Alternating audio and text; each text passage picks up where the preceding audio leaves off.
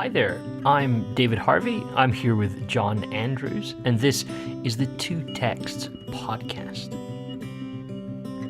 In this podcast, we're two friends in two different countries, here every 2 weeks, talking about two different texts from the Bible. This, however, is our launch series, and so we're bringing you a daily episode of the two of us talking about the parables of Jesus. This is episode 6, and it's called Samaritan. So, David, today we're looking at probably, I might suggest, one of the most famous parables of Jesus. I think in one form or another, it finds its way into our conversations and language. And it's the story, sometimes the translators in our Bibles entitle it The Parable of the Good Samaritan. Again, another lovely, unique parable in the Gospel of Luke. Interestingly, this is the only Gospel it appears in. And you think it's such a rocking parable. It would have been great to see it in other Gospels, but clearly Dr. Luke is trying to say something to us through this. And so we're going to delve into that today and have a little bit of a look at this gorgeous and challenging and controversial little parable. So why don't you read it to us from Luke chapter 10? All right, and verse 25. So it goes like this. Just then, a lawyer stood up to test Jesus. You kind of feel like that's maybe not going to go well. I know I'm supposed to just be reading the text, but you just kind of feel like this is the beginning of a disaster story right here. Yeah. So just then, a lawyer stood up to test Jesus. Teacher, he said, what must I do to inherit eternal life? He said to him, what is written in the law? What do you read there? He answered, well, you shall love the Lord your God with all your heart, with all your soul, with all your strength, and with all your mind, and your neighbor as yourself. And he said to him, you have given the right answer. Do this, and you will live. But wanting to justify himself, he asked Jesus, and who is my neighbor? Jesus replied, a man was going down from Jerusalem to Jericho and fell into the hands of robbers, who stripped him, beat him, and went away, leaving him half dead. Now by chance, a priest was going down that road, and when he saw him, he passed by on the other side. So likewise a Levite, when he came to the place and saw him, passed by on the other side. But a Samaritan, while traveling, came near him, and when he saw him, he was moved with pity. He went to him and bandaged his wounds, having poured oil and wine on them. Then he put him on his own animal, brought him to an inn, and took care of him. The next day he took out 2 denarii, gave them to the innkeeper, and said, take care of him, and when I come back, I will repay you whatever more you spend. Which of these 3 do you think was a neighbor to the man who fell into the hands of robbers? And he said, the one who showed him mercy. And Jesus said to him, go and do likewise. Stunningly good. Stunningly good. It's an incredible story. And I think, again, hopefully if people have been following us in our little podcasts, I hope this doesn't sound too repetitive, but of course, having grown up in church, the only time I really heard this parable used was in what we called our gospel service. Mm-hmm. And what we meant by that was it was generally a Sunday night service, and it was when we sort of designed the service to invite non-believers to sort of think about being believers. And every single time in my upbringing I heard this parable preached, it was in that context.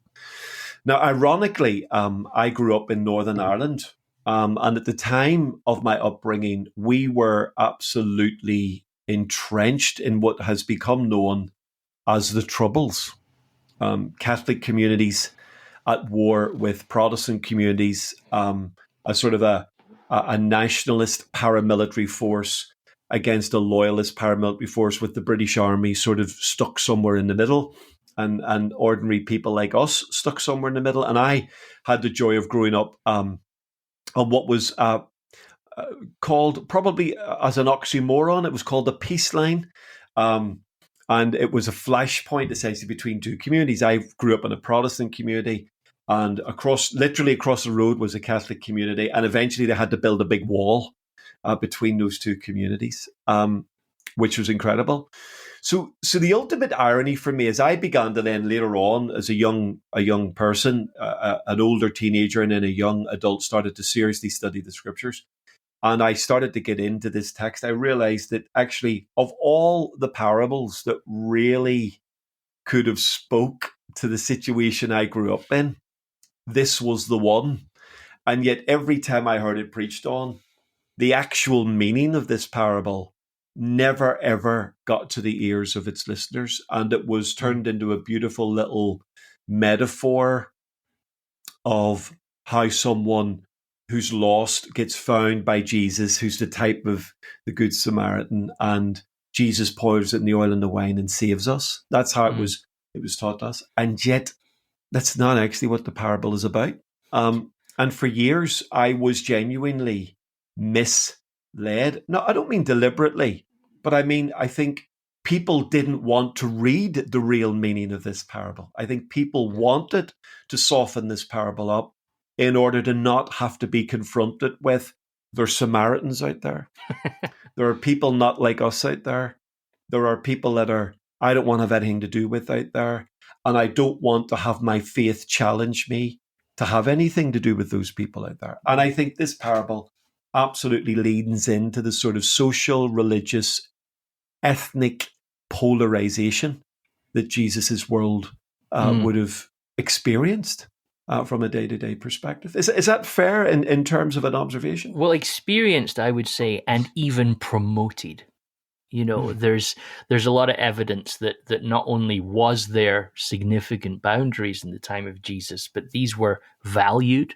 That these boundaries were treasured. Even there's some evidence that it wouldn't be uncommon, for a Jewish man to pray a prayer that opened with "Thank God I'm not a Gentile." The boundaries were, to use your example of the peace line, there was somebody out there every day repainting it, making sure you don't, we don't want to make sure this line doesn't fade, and I think we're probably still in the same boat to this day, aren't we? In that sense that we like these divisions. A couple of things that I think are interesting, if you want to know a little bit more about the divisions between Jews and Samaritans, without even getting a Bible dictionary out or your kind of introduction to the Bible type handbook, just jump over to John chapter 4 and you get a dialogue between Jesus and a Samaritan woman, which is very much around that. Well, we don't really get on very well, us lot, do we? So, and it's funny, isn't it, how often the people that we get along with least are most similar to us, and I remember, John, once I when I was doing my doctorate, I took a phenomenal class on by one of the universities, Jewish scholars, who a scholar of modern Judaism, a brilliant man, Professor Langton, and I remember him talking to us, and there was three of us in the class. We all came from Christian backgrounds, right? And now think about this statement that he's about to make in line of what you've just said about Northern Ireland and Protestant and Catholicism. And we were talking, and he said, here's the thing you need to understand. He said, for the average Jewish person, he says, when we look at Christians, we can't tell the difference between Protestants and Catholics. He says, we just can't figure it out. And then somebody like, yourself, you're thinking, what? What a statement to make. What you mean you can't tell the difference? The differences are obvious, but they're obvious because we're so close to each other, True. And an outsider looks in and goes, what are those folks arguing about? Because they seem to all believe the same stuff, Well, Jews and Samaritans are, when you actually listen to the woman talk to Jesus, they're having an argument about a mountain. they're like, well, we think it's this mountain, and you think it's that mountain. Again, you see this like in first century history. It generally seems to be that it's probably around about 120 or after that the Romans start being able to tell the difference between Jews and Christians. So all of that to say, it's amazing how angry we can get at people who are remarkably similar to us, right? Yeah. And I think that's important for reading this parable at some sort of level. So the parable picks up in John chapter 10. And again, I'm going to be repetitive for a moment, but I think it's important. It's such an important exegetical point. The parables don't happen in isolation. They happen as parts True. of stories. So Yep. if you've been reading through Luke from start to finish, in chapter 9, you realize, if you just pay attention, Jesus is beginning to journey through Samaria. And towards Samaria. He's somewhere on that sort of journey. So he's gathered this mob. I want to call them disciples, but I think there's evidence that it's not quite that harmonious. There's this group of people who are with him, and the text has said Jesus is now heading to Jerusalem. He said, right, we're going. So in the narrative of Luke, this is a significant shift, isn't it? This is the journey to the cross has begun. And so Jesus is on this journey, and he's even sent some disciples ahead to figure out some, accommodational type issues in Samaria, right? So they're carving through Samaritan territory, this band of Jewish people. And then Jesus tells a story about a Samaritan. So the scene to me is set quite excitedly in that sort of sense. And Jesus has done one other little thing that I think is worth the serious reader just paying attention to. In the lead up to this story, you've had a couple of kind of interesting little things happen where Jesus has started to. He sent out a mission, basically. He's got 70 of them. He said, right, you're going to go off and do some stuff. And there's all these famous bits of text. So they're actually, Luke isn't absolutely nailed on with the geography here, but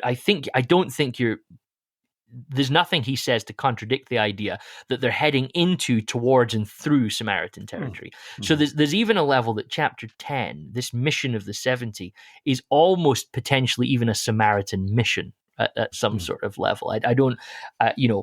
I'm just seeing that there, and he's given them instructions. This is how you behave. This is how you deal.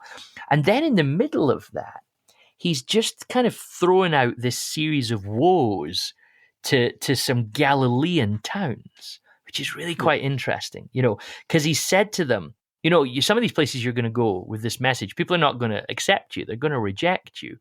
And you can almost feel the nuance of the crowd going, yeah, that'll be them Samaritans, right? Of course they're going to reject this. And then Jesus says, hey, what about it? Wait a minute. And then he lists 3 Galilean towns and says, listen, you guys are in trouble because in fact it's going to be worse for you than Tyre and Sidon, the kind of archetypal troublesome towns from Old Testament, right? And he basically unrolls out that even them have not listened properly. So there's a little bit of tension rising in the parable, and I can imagine some murmuring around these people. So Jesus is sending a mission out to these folks. He's now criticizing the good old hometown places that, I can't believe that's what Jesus is intending to do, they might be thinking. And then he gets this test from a lawyer. Almost like, again, we're forced to do a bit of imaginative work by Luke in this, but I'm seeing this sense of almost this. And when we say lawyer, nomikos in the Greek, I would say, John, don't think, the guy that you go to work out your, where your fence is because the neighbor seems to be letting his dog into your yard. We're talking expert in Torah. It would be my read. This is a religious legal expert, which of course in the ancient world, that blend for Israel between Torah and regular laws is probably a lot blurrier for us anyway. So I almost think that you've got this religious expert jumping up, like he stood up, and almost in the sense of, all right, this is too far. This is too far, because I don't get what's going on here anymore. So you get the question that's almost an early question. This is the kind of question you expect, not in the middle of the mission, right? You expect this question early on in your journey of following Jesus, that, hey, how do I get eternal life? And then Jesus will explain that, and you'll decide, oh, I'm going to follow. So my reading of this, John, but I'm always open to different nuances. My reading of this is almost an exasperated. So I'm going to go back to the beginning here, says this lawyer. I just need to start again. How do I inherit eternal life? Because the events of the last kind of little bit have just kind of thrown me in a bit of a tiz. I don't know where we're going anymore. I mean, do you think that is that how you would potentially see that passage? Yeah, absolutely. And I think how Jesus responds to his question is interesting. So I think it leans into a sense in which the expert is grappling for meaning, he's grappling for understanding. So again, our sort of modern evangelical world would interpret that question in a very sort of, how do I get my sins forgiven and go to heaven type question. Whereas he's asking something more about the kingdom of God, what Jesus is about. How do we enter into this that you're talking about? Yes. How do we He's live, looking essentially? exactly. He's looking for some traction on the ideas, and of course, if as Luke's gospel is showing us, we've got this drive to the margins, this Jesus pulling the margins through and pulling them together, and that gathers more and more momentum, then it is creating real consternation in people who are trying to work this out from the Torah Mm, and from the text. And so Jesus' answer, I think, is really telling. Jesus answers the question with a question. very, very rabbinic. It is, absolutely. And I think there are over 300 questions that Jesus asks in the Gospels. Just incredible amount of There's a, questions. there's a brilliant there's a brilliant moment in a modern interview with Elie Wiesel, the famous writer from the Holocaust, and the interviewer said to him, a European interviewer said to him, "I noticed that you Jews always seem to answer questions with questions." He says, "Why do you do that?" And to which Wiesel said, "Why not?" Too good. It's That's just too too good. good. That's too good. But of course, when we are introduced to dialogue between God, the God of the garden in the Mm, beginning, and the first humans, God, the first recorded dialogue between them is a question. mm, Where are you? So you're getting a context in which questions are very normal in a first century world of scholarship, which now we've got, if you like, a rabbi and an expert in the law having a debate. mm. The idea of asking each other questions and a sort of a more confrontational or caustic form of learning is much more comfortable for them. We get a bit we get a bit in the West, especially in the UK. We would be a bit, that was a bit full on, that was a bit harsher. Mm. Whereas in a Jewish worldview, I think they're much more comfortable with like hard questions, testing the text, Yes, iron sharpening iron, getting into it and arguing the text. The yes. meaning is found in the argument. So Jesus then simply responds, throws the ball back into his court and said, well, what is written in the law? How do you read it? Or how do you interpret it? What do you Mm, think Moses says within yeah. this? And so throwing the responsibility back on the expert of the law to see where he's coming from. And of course, he responds in a classic way. He quotes part of the Shema and Mm, he quotes Leviticus 19. He puts those two ideas together. The only two times in the Torah where ve'ahavta, the idea of and you shall love, mhm, is repeated. So and you shall love the Lord your God, ve'ahavta, is the idea used there. And then and you shall love your neighbor as yourself. mm, So we've got two phrases used that bring these two ideas together. And in the Torah, you've got the big ideas of love God, love your neighbor, and love the stranger. So they're powerful ideas rooted in the text. So what Jesus is about to launch into shouldn't really surprise the expert in the law. mm. And when then he answers, well, yeah, love the Lord your God with all your heart, soul, mind, and strength. I think he adds mind in the context of that. Mhm. And love your neighbor as yourself. Jesus goes, boom, answered. Well, Outstanding. it's Great interesting, isn't it? job. In the Greek, Jesus says the word that he uses is orthos. Mm, You have answered orthos, which is where Mm. actually that ortho rightly, Orthodoxy. correctly, but it's where we get the Yeah. word orthodoxy. So I Orthodoxy. almost want to, Jesus almost says, you've given an orthodox answer. Absolutely. You've Your given the answer is right answer. bang on. Yeah. Also, it's interesting to note that the answer the guy gives is quite a common one. We've seen Jesus give this answer Exactly. himself elsewhere, but even like in fact, there's a brilliant little Jewish story about Rabbi Shammai and Rabbi Hillel, and they were the two kind of big rabbis of the kind of Mm. Jesus time. And you were either in Hillel's camp or Shammai's camp if you were. And I think a lot of the discussions you see around Jesus actually are Pharisees and teachers and these sort of people asking Jesus which camp he's in. Are you in? Absolutely. Hillel was a bit of a liberal. Shammai was a Mm. hardline conservative. Mm. Interestingly, Jesus, with the exception of one occasion, in all of the discussions that he's asked, which we can track to discussions about Hillel or Shammai, Jesus always sides with Hillel on Mm. the slightly more graceful approach to reading the law, with the exception of marriage, where Jesus Mm. actually rejects Hillel and leans more to the importance of marriage. So Sure. maybe a podcast for the future for us. Yes, absolutely. But the story is told that a young man went to test Shammai one day and said to him, "Can you recite the whole law while I stand on one foot?" To which Shammai said, "Go away."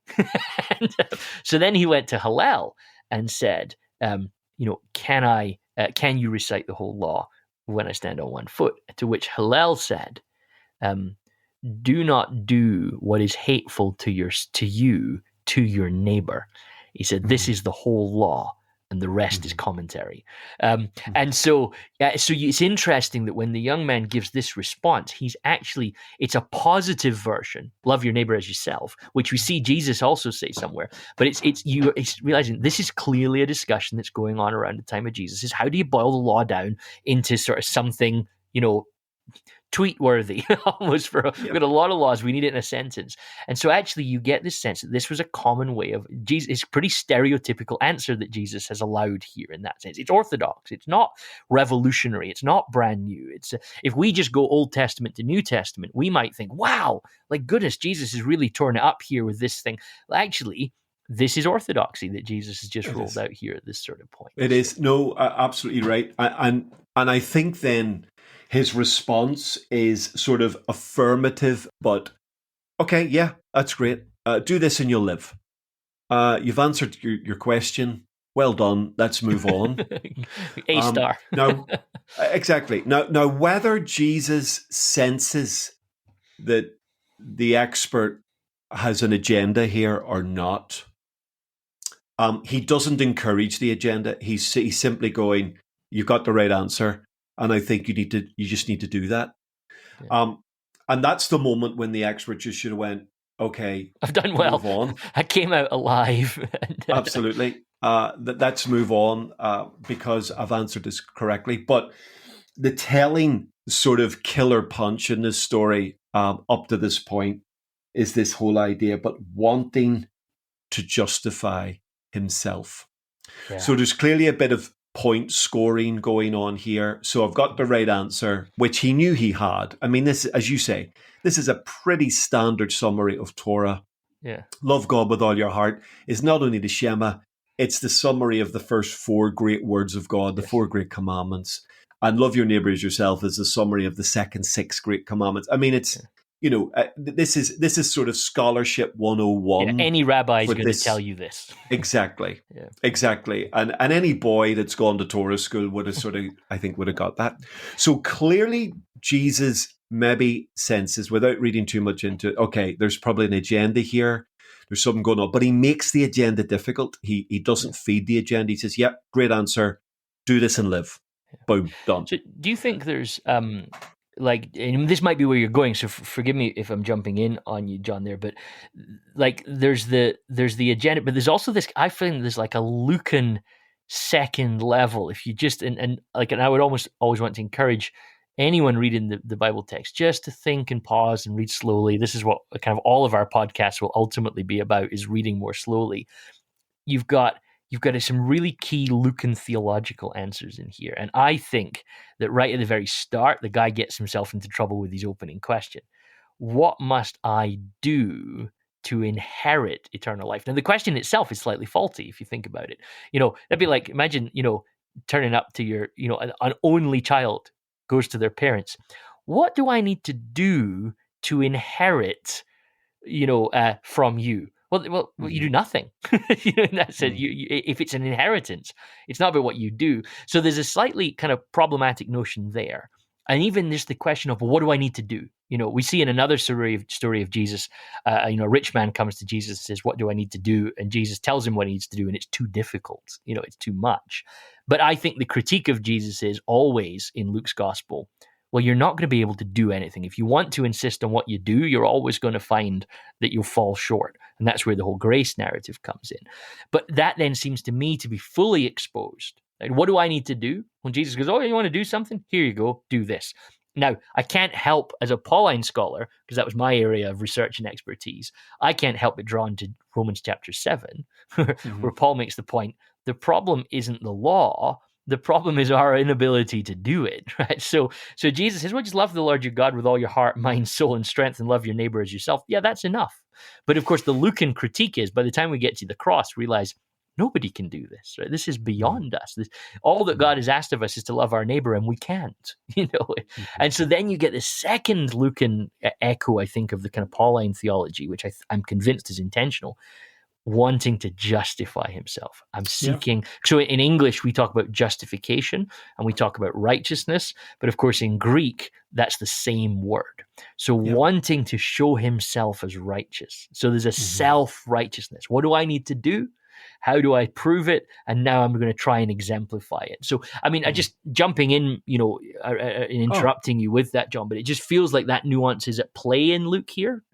Yeah, definitely. And I think that in dealing with the sort of religious community, he's always pushing those ideas around. And in a world, that the expert of the law would have represented. So, we reflected in a previous podcast, Paul, who it regards to the law blameless. So there's an attention to detail here, which is quite profound. So yeah, absolutely. What do I need to do?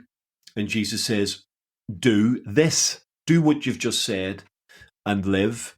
But clearly another agenda is at work. And so the man asks, okay, trying to justify himself. Okay, well, who is my neighbor? Now, isn't that a strange question? And I think it leans into the opening conversation and trajectory that you created, that if you've got a movement towards the south, which definitely from Luke chapter 9, we've got a north to south trajectory geographically. And there is the idea that Jesus is picking up the sort of waifs and strays of society, the marginalized, are gluing themselves to him, or and now he's heading towards Samaria. yeah, absolutely. Or at the very least, they're hanging around him. Isn't that a strange question? So when he says, well, love the Lord your God with all your heart and love your neighbor as yourself, and so Jesus says, do this and live. Of all the questions he could have asked, he asked that question. Yeah. So there's clearly a motivation here around the type of people that Jesus is gathering. It has to be an allusion to that, because it doesn't seem to be the most obvious question you would ask in that regard. Because I would have started with, well, okay, Jesus, well, what does loving God with all my heart look like in your opinion? That might have been the starting question that I had, but he asks, who's my neighbor? Which means that's on his mind. Yes, we're heading towards this part of the country, and you're not going to ask me to love them too, are you, Jesus? Exactly. And if this guy is hanging around Jesus, this expert, or he's been assigned by the religious community to sort of take notes and observe and feedback, then he's clearly, perhaps, I would suggest, he is clearly nervous about the sorts of crowd that's hanging around Jesus. And therefore, this is the killer question. It's, okay, who's my neighbor? So reading between them, are you saying this bunch are my neighbor? Are you saying the Samaritans are my neighbor? Are you saying some of the people that you've ministered to already on the very fringes of our society and even outside of our society is my neighbor? So it's a loaded question. Loaded question. And of course, it's designed to force Jesus to define neighbor. It's a brilliant question. So it's going to corner Jesus in such a way. Well, yeah, Jew is your neighbor, Samaritan is not. Yes. Okay, a white person's your neighbor, black person's not. Okay, a straight person's your neighbor, a gay person's not. So actually, what he's trying to do is get Jesus to name some folks. So tell me who my neighbor is, and of course, it opens a moment of absolute genius where Jesus doesn't name a name, but Jesus tells a story. And in the story, it becomes apparent who the man's neighbor is. And I think this is profoundly powerful for us within this. It's the telling of the story that shows the expression of the Torah, that actually the man who did is the man who was. And the man who was, therefore, by implication, according to your definition of inheriting eternal life, is the man who's also loving God. So suddenly the lawyer, by his answer, love the Lord your God with all your heart and love your neighbors yourself, has set up a scenario where whoever this neighbor is that Jesus is about to land is by definition loving his neighbor and therefore loving God and therefore, according to the Jewish expert, inheriting eternal life. So it's a really, really troublesome moment. And so he's following the story with interest as Jesus launches into it.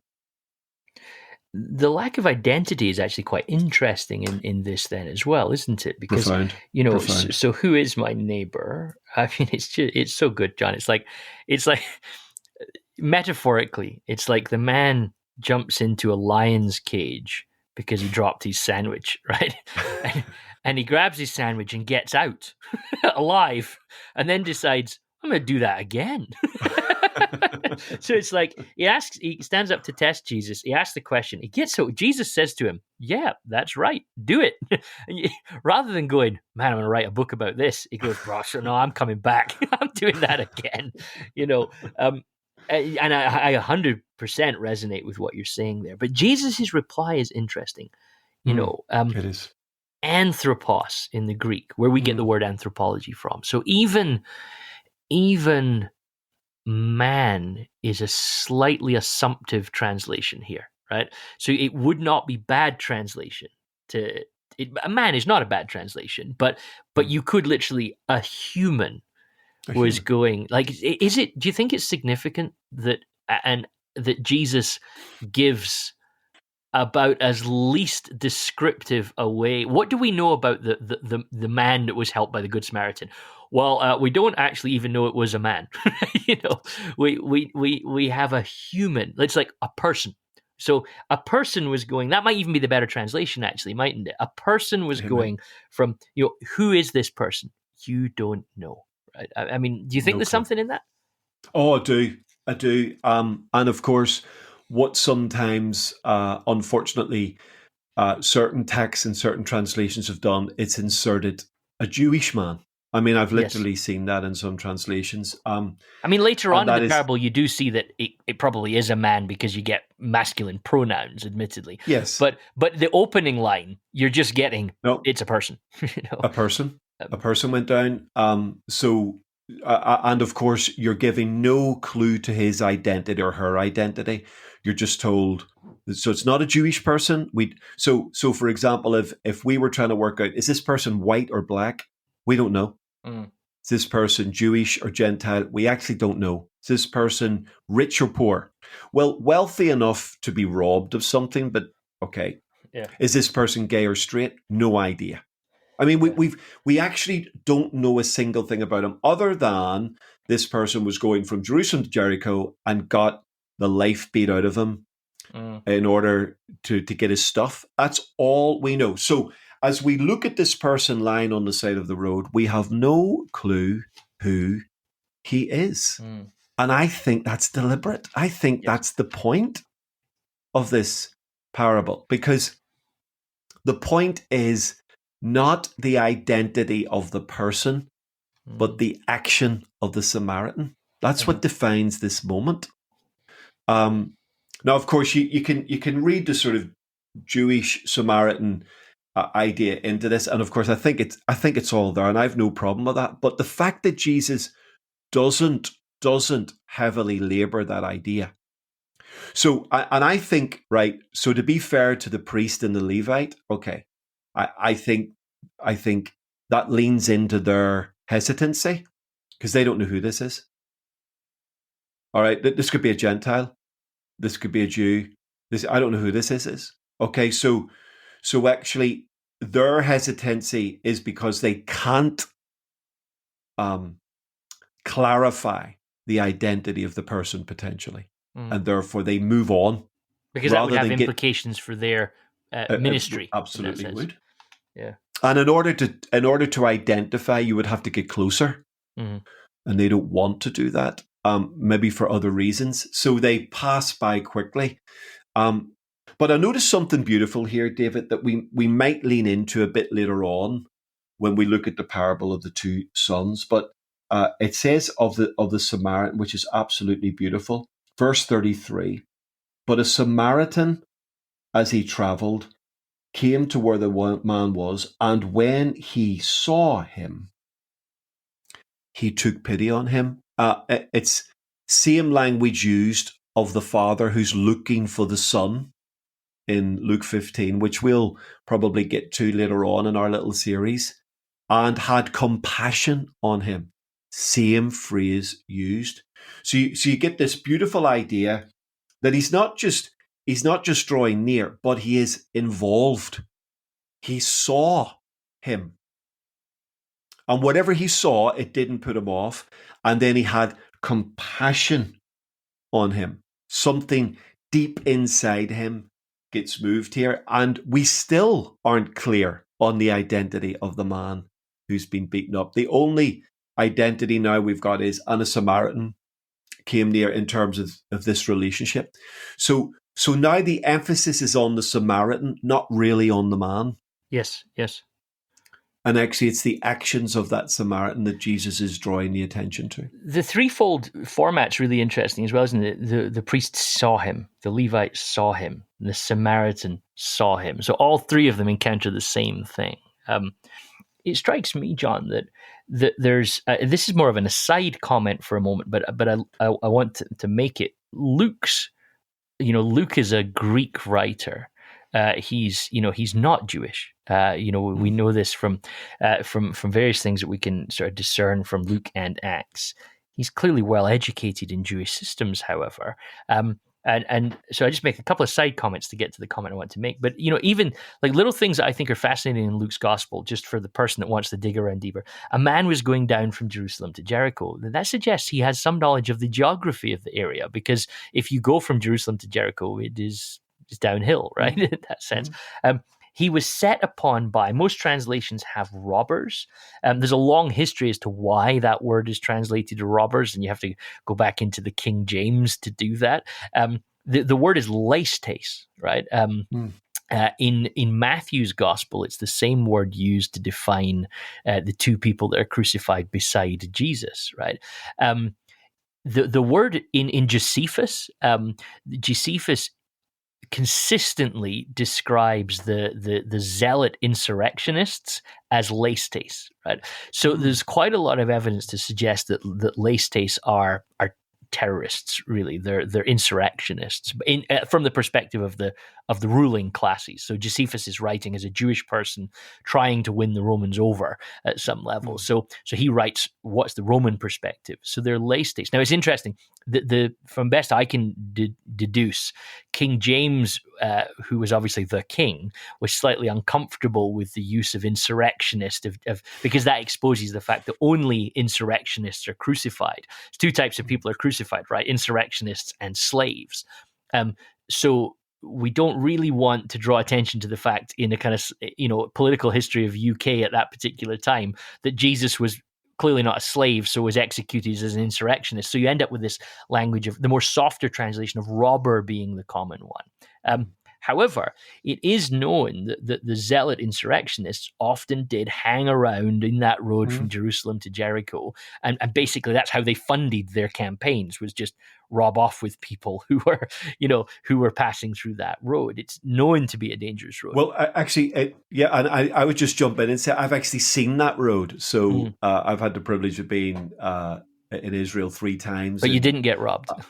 No, didn't get robbed because I was on a lovely air-conditioned bus the first 2 times on the way up to Jerusalem from Jericho. But one of the routes that we went allowed us to see what was accepted as probably the route that Jesus was referring to, and it's extremely isolated, Yes. extremely vulnerable. If you were caught there on your own, you are in big trouble. Yes. And it's prime. There's no way you'd want to be traveling on that road on your own. Yes. I'm imagining something from one of those scenes in the early Star Wars movies where somebody can jump out from behind a rock, rob you, and be back behind the rock before you've even realized. Yeah. And there's just it's whole stretches of that road completely exposed, so no housing, there's no villages, there's no towns. It's very, very exposed. You wouldn't want to travel on your own. You would want to travel in a caravan. So the fact that the man is traveling on his own, remember, it's a made-up story, but the chances are Jesus is probably, they've read this in the news. I mean, this stuff happens a lot, and so it would be a made-up story, but rooted in truth, I think. Absolutely. So this is interesting. And so Luke's reflecting this story to us with a lot of detail that suggests some real kind of first-hand eyewitness. Whoever Luke's source is telling the story as it was told, which is fascinating. But then the second part of just real contextual piece. So you get this is an accurate depiction. This sort of thing happens there, So I remember some years ago being in Chicago with a friend, and we got lost and ended up traveling through a particular part of Chicago. And then we got back to the people that we were staying with. And the next morning over breakfast, they said, "Did you have a nice evening in the city?" And we said, "Oh, yeah, we did." I said, "We got a little lost on the way home, and we ended up coming through this particular area." And their faces went like drained of color as they said that. They said, "You went where?" And we said, "Well, we went to that area." And they were, "Oh my goodness, And so the area had a reputation. The road to Jerusalem to Jericho has a reputation. But then the second little contextual color piece is this choice of priest, Levite. And so now in the temple, you see there are kind of 3 groups of people who are commonly referred to as serving there. There's priests, there's Levites, and there's lay people. And there's some evidence. I think, again, this is me reading Kenneth Bailey, if I recall correctly, of my source here. But you get quite a lot of Jewish stories of this time period hold this 3-person format. Like, you and I have both lived growing up with the other end of kind of Englishman, Irishman, Scotsman jokes, right? And stuff like that. And they always seem to be told by the English people about the Scots people and the Irish people, right? But if somebody starts a story with, an Englishman and Irishman, what the next one is. It's a Scotsman. So if I say an English and Irishman and a Russian went into a bar, you'd be like, "Oh, wait a minute, that doesn't sound right." So there's an interesting sense that when Jesus says a priest, a Levite, his listeners all know who the third person is going to be. Absolutely. And so you're almost thinking, I think if you're listening to this story for the first time, you go, "Oh, I get what he's doing here. The super religious person didn't help, but the regular good Jewish person is going to come and help the situation here. He's going to be the hero," because that's how that story format works. So it's really interesting that for me that we catch the controversy, the twist, the sense that Jesus just an Englishman, an Irishman, and a Russian, a priest, a Levite, and and I think to grasp it, John, you've almost got to think about who is, like, I think if you're telling this story in the modern times, who's our Samaritan? You know what I mean? Because this, like, to the listener, this is a huge shock, right? This is a Christopher Nolan Inception, Tenet type twist. That, whoa, my goodness, how is this character even in this story? And the moment Jesus has introduced this person, you're now thinking, well, I don't know how this story is going to go anymore because I thought I knew the format of the story we were telling, and now I'm just like, it's the roller coaster has gone over the top, and our seatbelts have all fallen off, and we're plummeting out of control into this. Is that how you kind of feel this Oh, sense of? absolutely. I think when Jesus just goes, a Samaritan, however, I think at that moment you have a collective intake of breath. I think you've got shock, and the expert in the law, who is an extremely clever man. Remember, this expert knows the Torah. He will have been trained in argumentation. He knows how to corner someone. He knows the chess pieces to move in order to checkmate you in any argument. As soon as Samaritan comes out of his mouth, the expert knows where this is going. He knows he is stuffed, right? And I think you get the sense of it, David, because when then Jesus towards the end sort of asks the question again, which is absolutely incredible. He says, "Which of these three do you think?" I mean, it's like, what? I mean, there's no thinking about it. There's no supposing here. But Jesus has now set the trap. Yeah. This slightly potentially arrogant expert of the law, in your analogy, has gone back into the tiger's cage to have another go, and Jesus goes, Got "Okay, mauled. then let's do this. Let's do this." And so he introduces a Samaritan, tells the story, and this expert in the law is probably looking for the exit as quickly as possible. If he can get out of there, he would have done at that point. But of course, he's stuck because he's got to wait to the end of the story because he's asked the question, who is my neighbor? Well, you can't leave halfway through the story. And so Jesus goes, okay, I love the way it's phrased here. Which of these three do you think is the neighbor? Now look at the answer. The expert of the law replied, the one who had mercy. It's great. Isn't It can't even use the S word. He can't even say Samaritan because he's completely cornered. He's been had. And Jesus, in a stroke of genius, hasn't set out to trap the young man. I mean, there's nothing in the text that says that Jesus is toying with him. No. The young man has continuously pushed. So every time Jesus knocks it back, right, what do I have to do? Okay, what does the law say? How do you read it? Here's how I read it. Right, brilliant answer. Go and do it. But the young man pushes again, and he says, right, who is my neighbor? And Jesus goes, okay, I see what you're doing here. So let me tell you a story. And as soon as Samaritan is introduced to the narrative, everybody in the story, you don't need to be the smartest person in the room to know where this is going and where this is going to land. And of course, what is quite shocking, David, is that Jesus is suggesting that the Samaritan is practicing in a can I say perfect sense? He's practicing in a perfect sense the Torah. He is putting, if the expert of the law says, love God with all your heart and love your neighbor as yourself, then Jesus has just demonstrated that a Samaritan has done exactly what you said he needed to do to live. Therefore, and of course then this doesn't happen, but then therefore, is that possible then as we head towards Samaria? As we head towards enemy territory? Is it possible? Is it possible Samaritans could keep Moses? Is it possible that Samaritans could do this and live? Because that's the unasked question in this. That's the unasked question in the conclusion to this parable.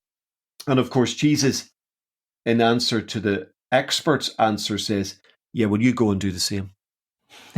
The one who, he says, the one who had mercy, okay, you go and do the same. Yeah.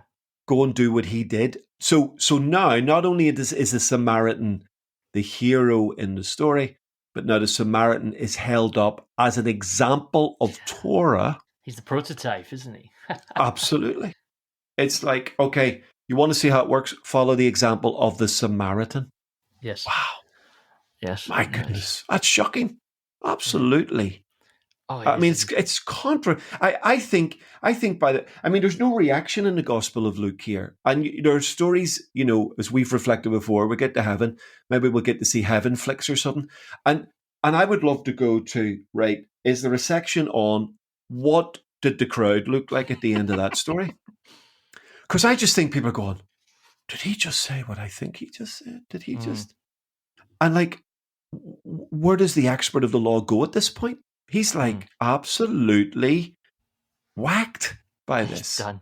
Um, Yet by his own wisdom, he's been undone by his own hubris in some ways in Yes. this context. Incredible. I just found that magnificent. So circle Um, back around for a second then to verse 36. I always am frustrated when I read this in English translations, and I never ever I don't I always used to say to my students when we used to talk about the original language behind the text. My students say, "Is it worth learning the original languages?" And of course, I want to say yes, but at the same time, I also don't want to English translations are very, very good, mm, but every now and again, as is the case when you move from English to French or German to Spanish or whatever, you lose sometimes just a little bit of something because the translator has to make decisions, don't they?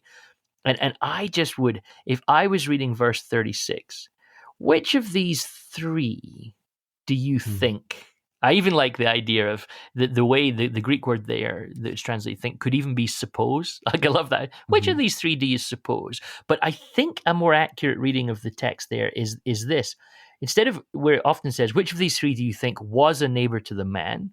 Just look at the Greek for a second. It's I think it's more proper to read it. Which of these three became a neighbor mm, to the man? Right. And I noticed a lot of the commentators. So again, you don't need to go and become a Bible language expert. Just grab any of the commentaries. They start to pick up on this sort of language. Kenneth Bailey in his wonderful Jesus through Middle Eastern Middle eyes. Eastern eyes. Um, like these books will just point that out to you without you having to go and learn these things. But which of these became a neighbor? And I love that that's and this is why I think it's almost missed if we don't translate it that way. The point is, was the Samaritan the man's neighbor? Well, the answer is actually no. He wasn't. They didn't know him. Any definition that you come up with neighbor, this Samaritan could theoretically end up outside of it. Is my neighbor the person that lives in the house next door to me? Is it the neighbor that is the person that lives opposite me? Is it somebody that's in my community? Could be my neighbor, be someone from my city. You're going to draw, as soon as you start trying to define something, you're going to have to draw a line somewhere. And so I think there's real power in translating this. Which of these three do you think became a neighbor? So I'm hearing Jesus almost say, by rights, all three of them could leave him alone. If you want to define a Yep. neighbor, the possibility is you could draw a circle that would let all three off the hook to say, this man's not my neighbor. I don't need to love him in the same way as I love myself, right? But Jesus actually Mhm. chooses to show that what the Samaritan does is he rejects drawing a line and rather chooses to become a neighbor to the person. I was reading in one of the kind of famous Bible dictionary from the early 20th century. One of the writers on the word neighbor that's used just simply says this of the New Testament. He says one cannot define one's neighbor in the New Testament. One can only be a neighbor. And Yeah. and, and I love that sense. And So so good. so So Jesus good. is actually saying almost to the man, well, you can exclude the Samaritans. Like it's possible to draw a line that excludes them, or you can choose not to. So good. And now you start to So good. see what's sort of making sense of the whole story as it's sort of filling out around that, and this sense of you almost now harken back to the original interchange about love, don't you? That love becomes a choice. It's the verb that's driving this whole story. That the man chooses to the Samaritan, sorry, chooses to help this person. Mm, So love is this active component in this process. It's not mm, something that happens. It's not something that's forced upon him. It's not as if he goes, oh well, under the rules of the law, this person, I need to help them, so it's my duty. There's none of that in this. This to me seems like, if I'm reading that final verse 36 correctly. And the Greek to me seems quite clear on it. Which of these became a neighbor? The man has actively chosen to go beyond what is imposed upon him. He only does this of his own free will. And in some sense, you can get that from the story, because all of a sudden he's using his own oil and wine, his own bandages, his own animal, his own money, his own time. This man has gone far beyond any expectations of Mhm. him. It's quite stunning, Oh, isn't it? it's magnificent. It's magnificent. And of course, there is that beautiful link into like the idea of this is Jesus leaning into this, not just an act of goodness to a neighbor, but this is an expression of love for God. So, can a person who doesn't know God be good to their neighbor? Of course they can. But in the context in which Jesus is ministering, he is forcing a connection between the idea of loving God and loving the people around you. And the two cannot be separated. And by implication, he's I think suggesting that in loving his neighbor, the man is also showing awareness and love for Adonai. He's showing awareness and love for God himself, which is an even in the context of this story, of course, it's even an even more radical sort of potential interpretation. He's not just being a good bloke, because any even a bad person can be a good bloke once in their life, But actually, the context is he's doing something, and even the way he does it, the way he invests himself into it, the way he, um, as it were, feels when he's doing it, is suggesting in the language that Jesus has put it into this text that this isn't just a man in an act of altruism. This is a man motivated by a passion and love for God himself. And so Jesus is drawing in this parable these two ideas together, which of course I think the trajectory of the New Testament picks up.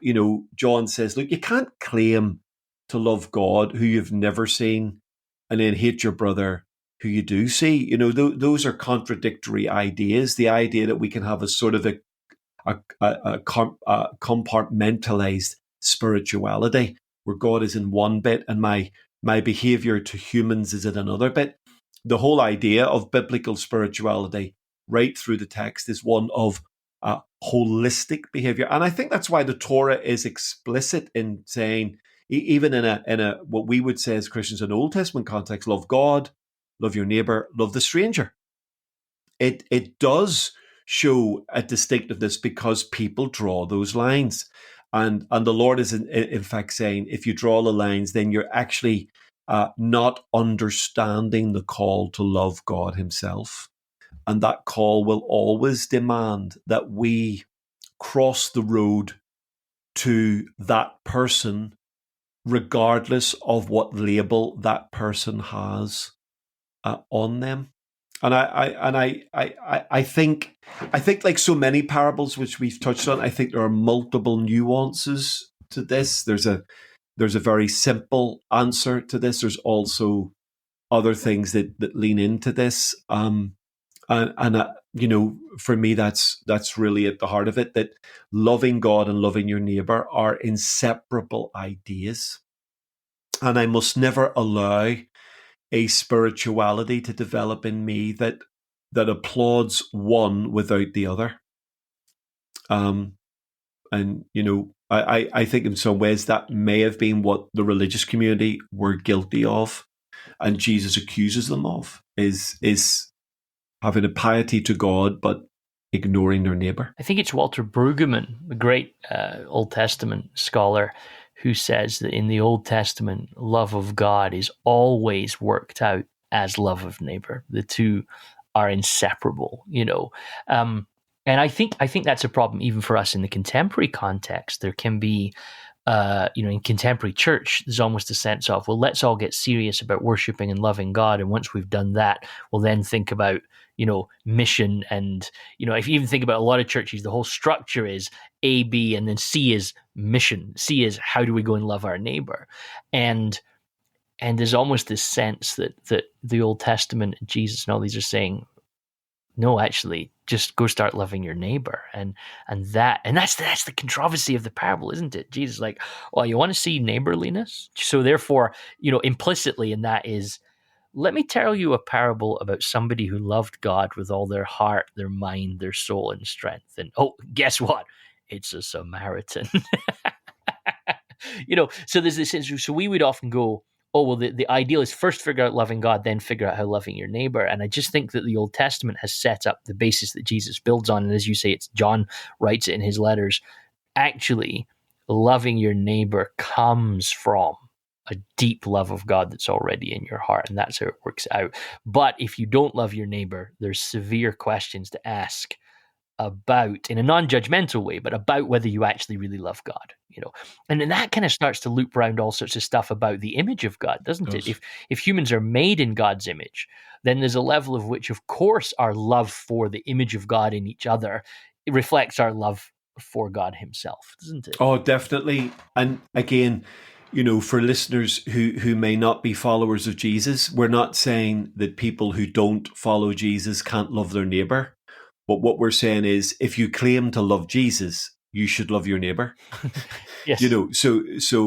Like you don't need faith to love your neighbor, but if you claim to have faith, you should love your neighbor. That's the point. So I can't divorce my vertical love from my horizontal responsibility. And the more I create a world that allows that separation, the more dangerous my religion becomes. And I think so. So as we lean into some of the other parables, as we touch on the lost things in episodes to come, I think you've got Jesus leaning more and more into this and challenging the religious community. You can't stand apart from people. You've got to engage with people. And that actually is a way of demonstrating you love God, by treating them with dignity, respect, and helping them in their lostness to be found. In one sense, there's a level of, if somebody, well, okay, so maybe I don't follow Jesus, but I'm interested in follow Jesus. What should I do? Well, amongst the many things now, and we're always cautious about saying what should I do, because this is a grace enterprise, and that's how the lawyer got in trouble in the first place with the question, what should I do? But maybe loving your neighbor's a good place to find God, and explore that. But then it's interesting, John, just thinking about that. If we're not careful, we can easily start to interpret this parable then as essentially hey, do good works. Yep. The secret is do good works. And I think it's worth doing a couple of things. One, the initial question about eternal life is kind of solved. And that's you've answered orthodoxly. Your answer's fine, right? If you want to know how to live the God life, how to live as if God's kingdom is already, how to live as part of God's kingdom, love your neighbor, love God, right? And but then the second question now becomes, so, but who is my neighbor? And you get this sense of the care and the concern for your neighbor. We've got to be careful of not sounding out that Jesus comes away and basically says, so therefore, as long as you do these things, you get saved, right? Because that would undermine Luke's grace narrative, that actually Jesus has come to rescue us. If there is any rescuing happening, it's purely as a result of Jesus' grace. But if we're going to have a conversation on what neighborliness looks like, then we're going to have this parable. And I just wonder, John, if that point is subtly alluded to in Luke's positioning of the very next story, which is Mary and Martha, absolutely. where you have one person who's working hard to make it all right, and one person who just wants to learn from Jesus. And I don't know, maybe I'm overdoing it, but I just wonder if there's something there that's worth just paying attention to. Yeah, it does, absolutely no harm to us to. That is an interesting, again, unique Lucan insertion.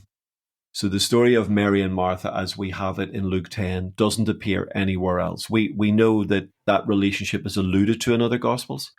So the fact that it follows this story, is that Dr. Luke just stuffing that in because, it does say to us that they had space on the page. that Jesus and his disciples were on their way. And so if they Mm. are heading south, then they're heading into Bethany, which is a couple of miles from Jerusalem. So this is a beautiful stop off point.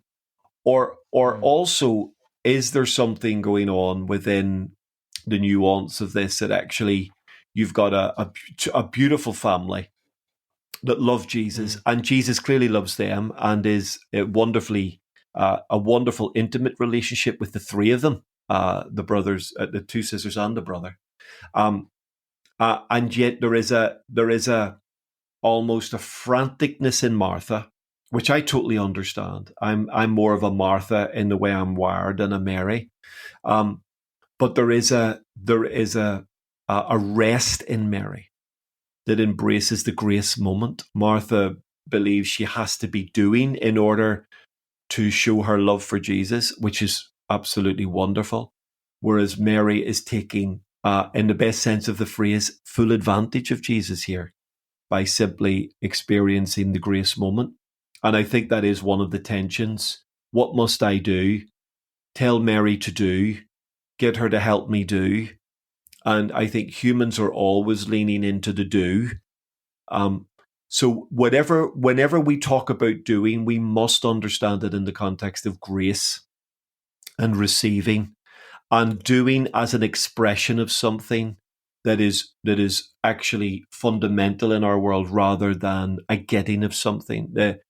Whatever goodness I do, it is an expression of the goodness I have received. Whatever grace I give is an expression of the grace I've received, etc. Well, what we do is a response, not an earning, isn't Exactly. it? That's and that's where we get so messed up. As soon as you start thinking, "Well, I do this," and even this comes to, we'll see this when we get to the parables of the lost things. Even when that comes to repentance, everything that we do is a response. I love. The great New Testament scholar J.L. Martin just made God always moves Yeah. first. Beautiful. So everything that we do is a response. So we don't earn it, we don't gain it. So when there is things to do, and there is things to do, God has called us to do things, but don't think they get you any Mm. better status with God. Mm. This is a response to encountering grace. So, That's how I've seen it, John. I don't know if beautiful. that. No, absolutely, would totally concur with that, and I think that is the essence of the heart of faith in response to His grace. That we respond, we do because of what has been done, and we give because of what we have received. It's freely you have received, therefore freely give. And I think if we hold on to that framework in our doingness, then it allows us to capture the best of all worlds and protects us from turning works into some sort of badge of honor or standard of living within our faith. I love asking this question, and I keep asking it whenever I read a parable. Who am I in this parable? and and it's interesting that I want to be the Samaritan. That's who I want to be. I'm depressed to announce that probably too often I'm the priest and the Sure, Levite. sure. But I also wonder if there's a nuance to the parable where actually I'm the guy beat up on the road. And ultimately what do I need to do? The lawyer says, what do I need to do to inherit eternal life? And if I step back and just let Luke, across two magnificent volumes of Luke and Acts, well, the answer to that question is, well, you don't need to do anything. You just need to accept that you're beat up on the side of the road, right? You need grace. That's actually where you are. You want to be the giver of grace, but before you get to be the giver of grace, you have to accept that you are first a receiver of grace, that you are, and so how do you align yourself with the person left half dead? And is there a resonance to Jesus there, that we actually, by the end of this gospel, we see Jesus not half dead, fully dead? So the way of the cross is first accepting, actually I need help, and some of the systems that I think will help me won't help me. There's a way again to turn the kaleidoscope and just see the parable slightly differently. That you might think help's coming from there, you might think it's coming from there. It's actually coming from a different a different place. And that's when I find myself resonating then with the Mary and Martha story some more, because I want to fight it. I want to be the doer. I want to be the doer. And it's almost as if the gospel is just constantly saying to me, well, you can be a doer, but first you got to be a receiver, Oh, perfect. Absolutely. And in many ways, we are operating out of something we've received, which is that it. I think it's the heart of the law. I think it's the heart of Torah. There's even a whole underlying monotheism to it all, isn't there? I love Paul's comment in Romans 3, where he says, it's just one of my favorite moments of Pauline argumentation, where Paul just says, well, is God not also the God of the Gentiles? Right? And which, of course, the answer for any good Jewish monotheist, there is only one God. I say it every day. The answer has to be yes. Either the Gentiles have no God, or they have another God, or they have the only God. And we don't believe in other gods. We don't believe it's possible that there is no God for a person. So we're actually cornered into admitting, well, if God's the only God and our God, he must also be their God. So there's that underlying resonance of, if you're going to love the Lord your God, you're going to love him in all the forms that he comes in, which means in all the neighbors that you encounter that carry his image, in that sense. It's quite, it's got there's some real resonance to it, isn't there? Of for us today, I think, John, it's just, it's there's so much division in the world. True. And for us to recognize that in the Samaritan, something was there that most of the people in that crowd would have said wasn't there. And Jesus is saying, by his behavior, we are seeing that something deep of the truth of God's grace is within this man. And therefore, we look at his actions and ask, okay, what does that mean? And we're drawing into something deeper. And I think if we're prepared to be open to that and not simply fall into the trap of labels, but allow ourselves to go on journey with people and conversation with people, I think we will be surprised sometimes by who has what, who knows what, and who is what, rather than making the sorts of very generic and sometimes generalized conclusions about people, which I think are deeply unhelpful when it comes to engaging with them in a neighborly way. And of course, that comment about identity, it just makes me want to end on the bombshell that we've got through this whole talk and not mentioned. Is there's just one thing that is never said in the whole parable. Yeah. Are you with me? Yes, I am. Nowhere does it say he's good. Is that the one? Yeah, absolutely. Yes, yeah. It's absolutely true. The one thing that's not said in the parable is that the Samaritan is good. Is good. Yeah. And on that bombshell. Yeah. We'll leave it there. Okay, that's it for episode 6. Thanks so much for listening. We hope you enjoyed it. If you want to get in touch with either of us about something we said, you can reach out to us on podcast@twotext.com or by liking and following the Two Text podcast on Facebook, Instagram, and Twitter. If you did enjoy the episode, we'd love it if you left a review or comment where you're listening from. And if you really enjoyed this episode, why not share it with a friend? And don't forget, you can listen to all our podcasts at twotext.com or wherever you get your podcasts. But that's it for this episode. We'll be back on Monday, May 31st for another week of daily episodes. But until then, goodbye.